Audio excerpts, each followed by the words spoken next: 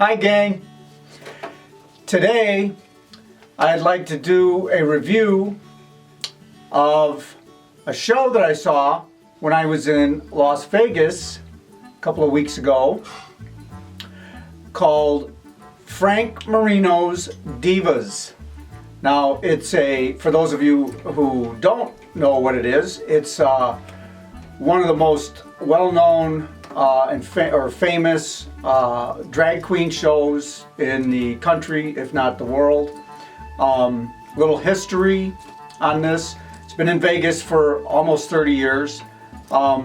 Frank Marino was a young man at some point in his life, obviously, in the New York area, or New Jersey, I think it was, and I think his father wanted him to go to medical school, but he was working in a pharmacy, and he learned about makeup from the makeup representatives that came there to sell their products. At a Halloween party, he dressed up as Diana Ross and did such a nice job of it, and everybody thought he was good, that encouraged him to do some amateur female impersonation in the local clubs in that area. And eventually, you know, because he was good and he had the entrepreneurial spirit, he wound up in Vegas, where he landed an unbelievable deal, a salary deal from a production company, you know, that had been heretofore unheard of in the female impersonator industry. So there he's been for 30 years with Frank Marino's Divas. Now he's got his props. Well, I'm not done yet. He has 2 stars on Hollywood's Walk of Fame. Okay?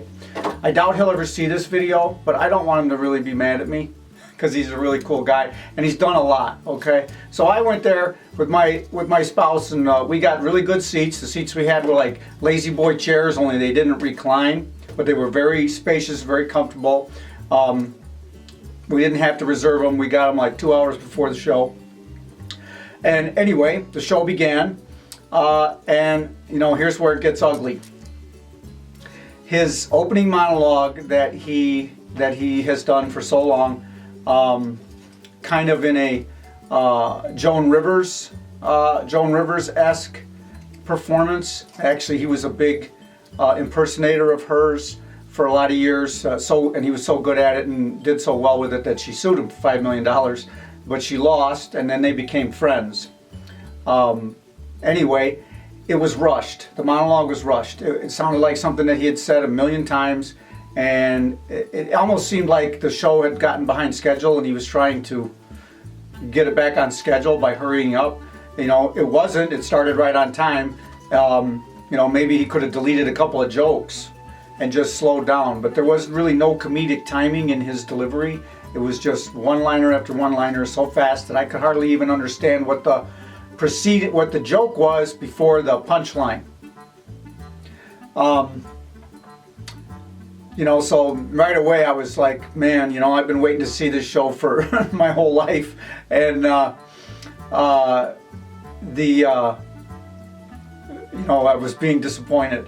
Now each performer, okay, had backup dancers, and the same backup dancers for the whole show, and they were wonderful. Male backup dancers, they were wonderful. They were synchronized. The choreography was really cool. They were exciting. They were vibrant. You know, very professional. The artists, the actual female impersonators, appeared to be, and this is a big deal, appeared to be genetic males, obviously, who weren't augmented with, you know, breast implants or taking any estrogen, which is a big thing right now with female impersonators. It's basically like when you go to see some of the top ones, you're just seeing a preoperative transsexual. But these guys were, they looked like they were real men, all men. And you could tell by their muscle tone in their legs and arms and shoulders, and you know, and things like that. But they were good at what they did. You still felt like you were, you know, they were really emulating the character, okay, that they were portraying. And that's real old school female impersonation. Okay, that's the way, you know, that's how this show is supposed to go. The lip sync was off in a couple of numbers with a couple of the artists. The one that portrayed Pink, the singer, did a wonderful job, I thought. Her appearance was good. The choreography or their dance moves, in most of the numbers, kind of lacked emotion, and it was, probably because they do it so much, they do it so often. They were on time with the music, with their dancing and whatnot, but it just felt something was missing. The sound system could have been better. They had, what did they have? I gotta lean here a little bit to remember these artists that they had. They had Liza Minnelli was one of the characters portrayed, Celine Dion, Barbra Streisand, Pink, of course, Cher, and Dolly Parton were all featured, and it was an interesting show, but it's supposed to be the best. It's not the best. I gotta believe there's a better one out there.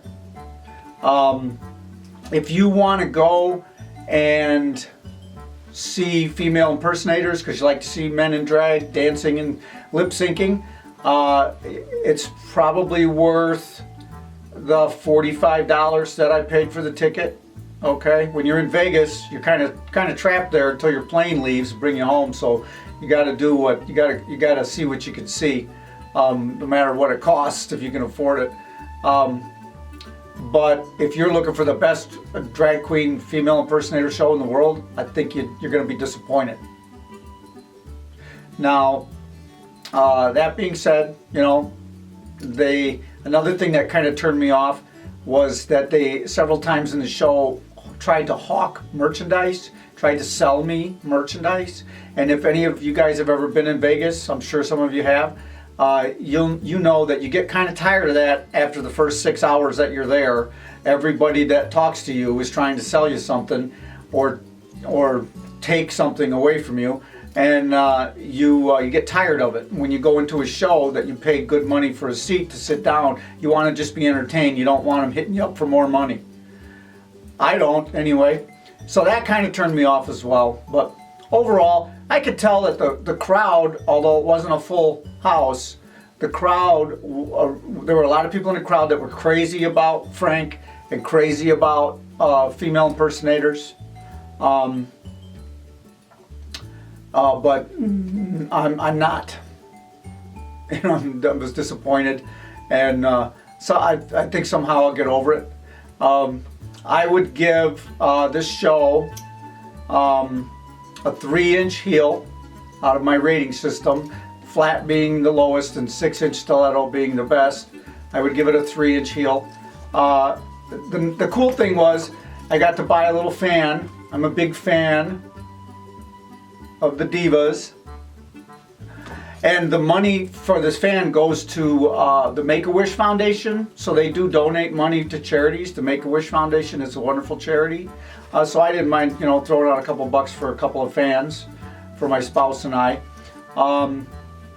And they do sell souvenirs there that the proceeds go to the Make-A-Wish Foundation. So that's kind of neat. So yeah, I mean, if you like to see men dressed as women, that's probably the best place to go when you get to Vegas. But for overall entertainment value, I'm only going to give it a 3-inch heel. Thanks so much if you're still there, for listening to this and watching this. Love and peace to all. And let's just try to accept one another for who we are.